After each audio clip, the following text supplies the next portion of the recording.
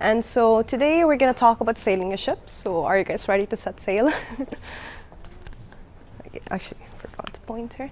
And so, yeah, change has always fascinated me because we go through so much of it in our lives. So from birth to becoming a toddler, face many changes, constant changes actually. So we learn how to crawl till eventually we learn how to walk.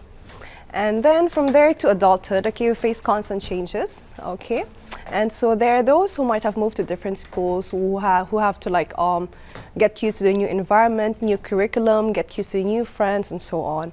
And then there are those who learn how to drive, which personally can be a bit daunting at first, but we face it and learn it anyway. And so as humans, okay, we grow up, we get married, we have kids, we change jobs, we face natural disasters, we get sick, our family and close friends pass away. It's a cycle of life. Change happens every day.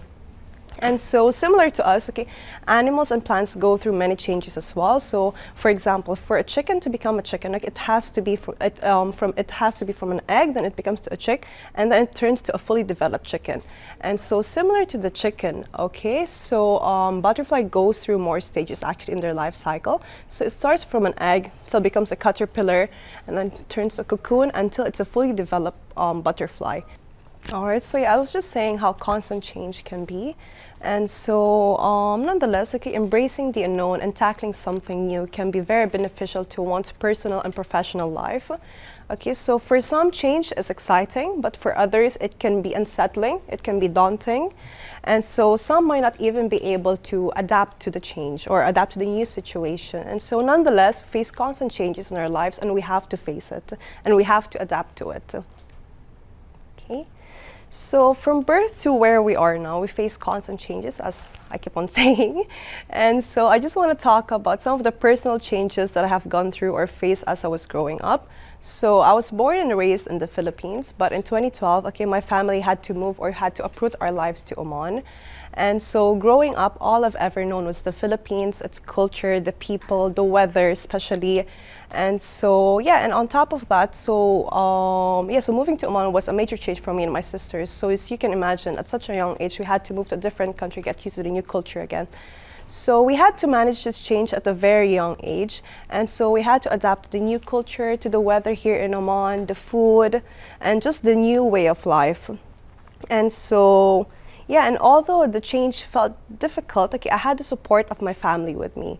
And so I had the support of my sister, I had the support of my parents, and so realizing after some time that it's very important and beneficial to have a supporting environment when going through a change. So in order for you to thrive and foster in that change, you need to have a supporting environment.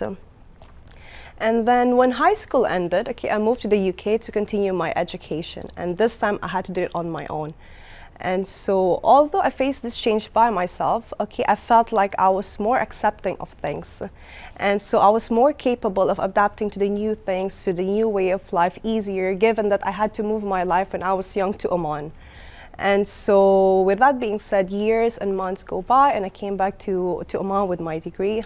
Alhamdulillah for that. And so the lesson that I want to give, okay, from this presentation or from this slide is that going through changes, okay, makes someone or an organization more capable of adapting to future changes. And so the reason behind it is because our subconscious mind, it's like a huge memory bank, okay? So its capacity is virtually unlimited.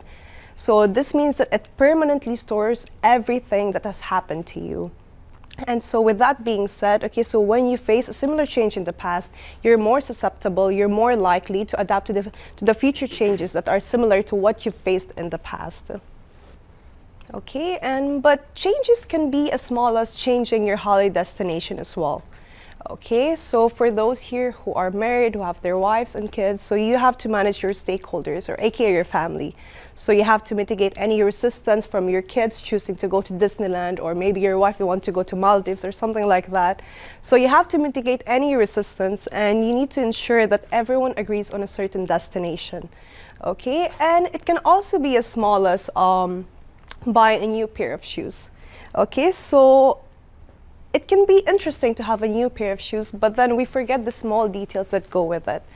Okay, so it can be fun to try on a new pair of shoes, but then when breaking into them, okay, or breaking into a new pair of shoes, it can be a bit uncomfortable at first, okay, and you might not even like how it feels, but after some time you get used to it. You get used to how it feels on your feet, and you might even like it more than the old ones. So what I'm trying to say is that change can either be big or small, and it depends on how you deal with it.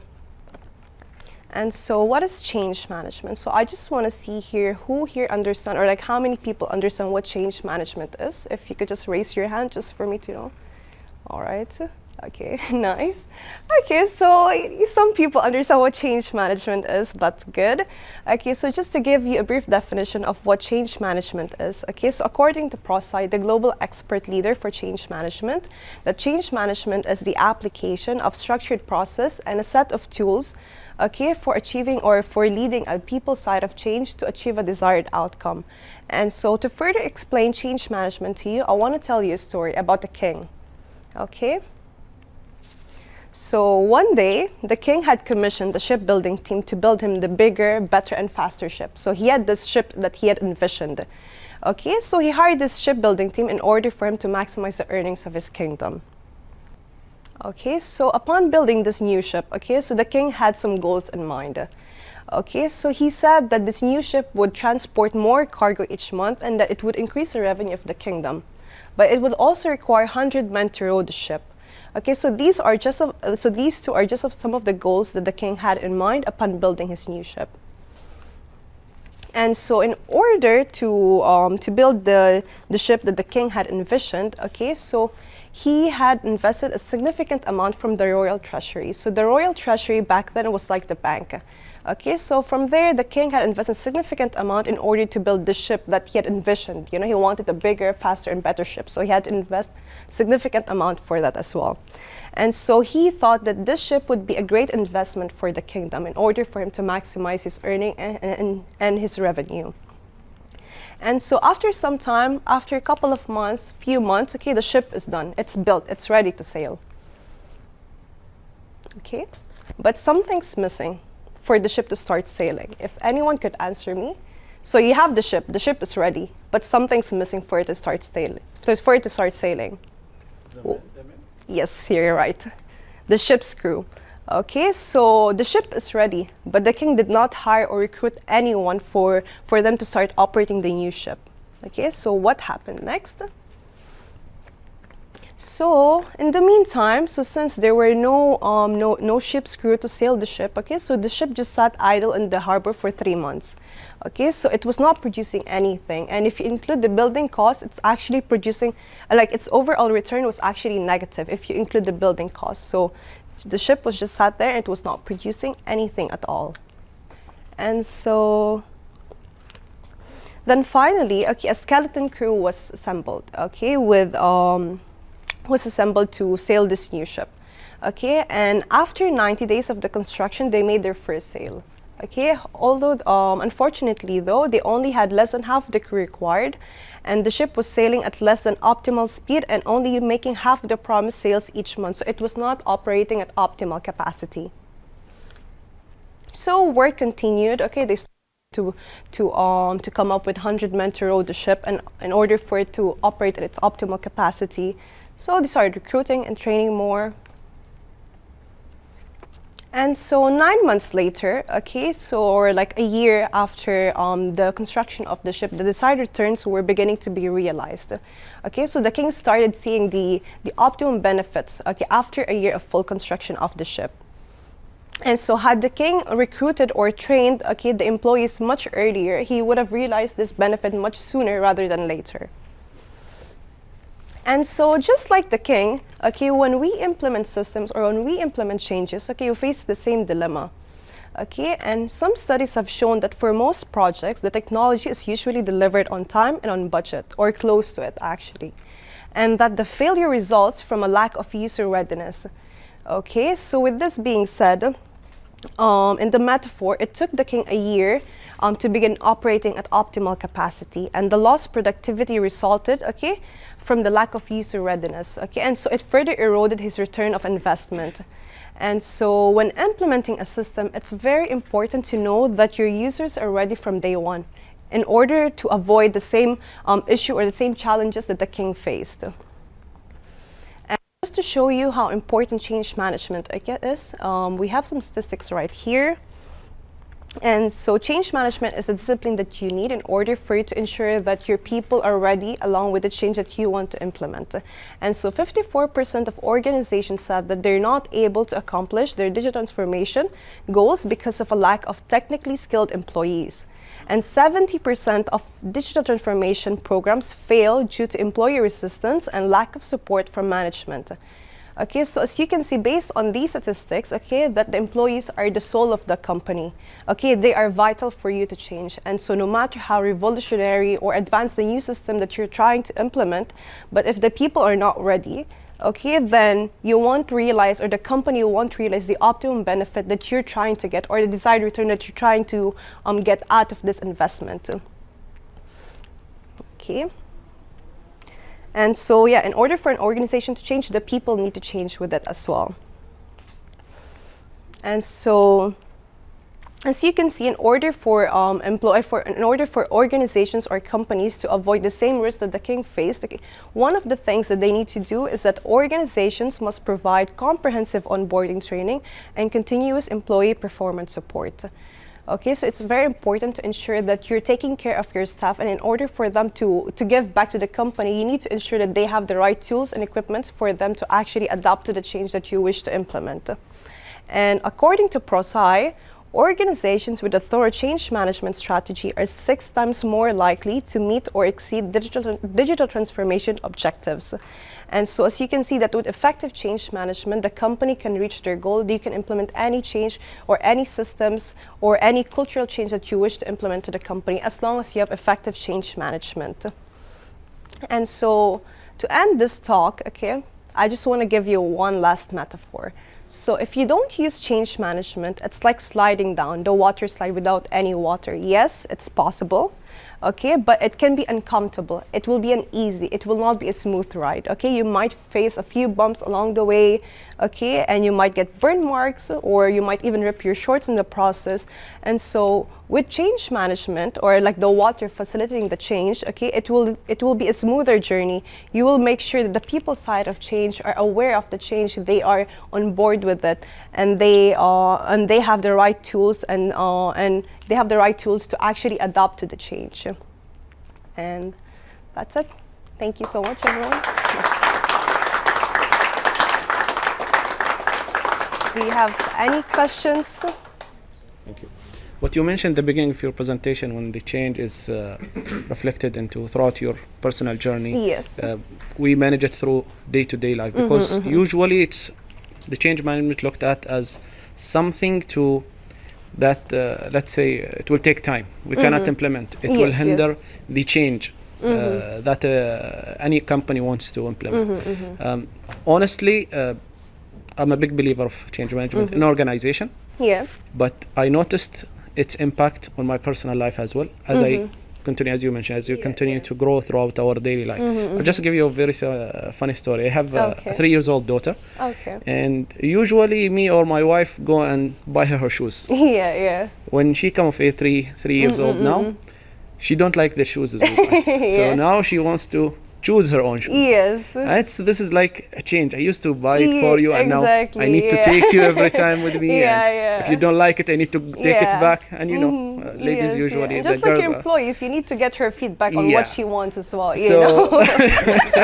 That's so I started to realize that actually change happens like daily thing every day throughout our life. So exactly. And probably the reason why we have higher percentage of resistance to change in companies, because everybody look at the change in the companies only, but we don't realize it actually when it is something that daily happens, that we actually deal with it, we prepare for it in our daily lives. So I think it would also be much easier to reflect it back in our companies here. So a good example you mentioned for the ship, for example, that the return of investment went really bad when he didn't prepare a plan to change. Actually. So the examples you have mentioned is actually highly relatable, and I think it's a great presentation. Thank you. So I just wanted to share this story. Thank you so much. And just one thing. So change is the only thing that's constant, but what differs us from other people is how we manage change. So it's very important. Like, yes, change management is very important principle or aspect when implementing a project, but we also need to apply it to ourselves, because because you might not be aware, but we go through so many changes in our lives, okay?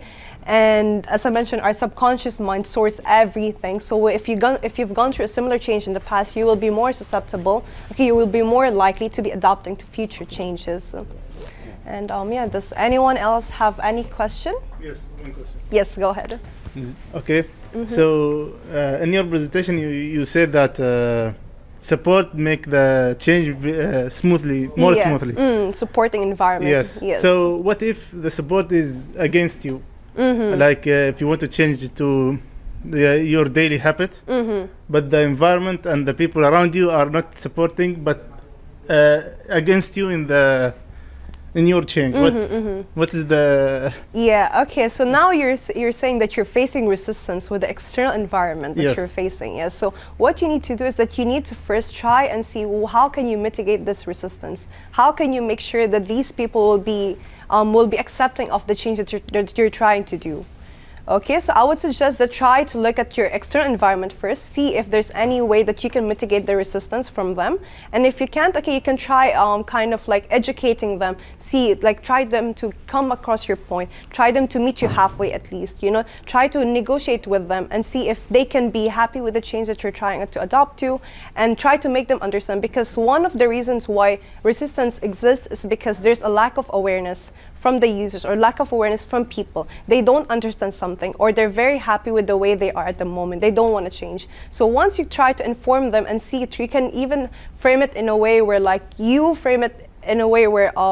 you give them the benefit of when you, let's say for example, if you do change, okay, they will benefit through that change. So try to frame it in that way. Like I would say, if you're trying to face resistance, try to approach it in a way where like you're also showing them the benefits from this change, not just from yourself, but like, especially for example, if a company is going through a change, okay? So you don't just need to emphasize on the change or like the benefits that the company will get, but you also need to emphasize the employees, the benefits that the employees will get in order for them to be on board with this change. And similar to the external environment, you need to make sure that other stakeholders involved are on board with this change. Does that answer your question? Yes, yes. All right, okay. Good, I was waiting. Okay. I have an example from yesterday only. Okay. We went to one of the workshops in Rihal, and they received lots of pretty advanced parts to work on, lots of requests coming in every month, in and out. In some cases, a person would drive from Sohar to the workshop to ask about the status of one of his parts, at what stage is it in the service, and so on. They have no digitization whatsoever, just paperwork and emails, and you just have to dig through there to find anything else. One of the very proactive employees in there went and created a nice, database, an access sheet for employees to use, so you can track every part where it is. Yeah, exactly. So nobody used it. Okay. Okay, unfortunately. And I'm just commending the importance of change. All right. Yeah, exactly. So with that case, okay, so look, okay, you can see that it is a technological change, yes, but you also need to understand the cultural change aspect of it. Because they didn't have to do it yesterday. Exactly, they're not used to the new way of doing things. So you need to educate them. You need to change the culture first before you implement the technology, because you need to change how people behave. Then once you change the way they behave, then they will be more likely to adopt the technology aspect of that. Yeah. All right, thank you. Okay, so does anyone have any questions, team? No? All right. Okay, then thank you so much for listening to my talk, Sailing a Ship, and I hope you enjoyed it. So thank you so much, everyone.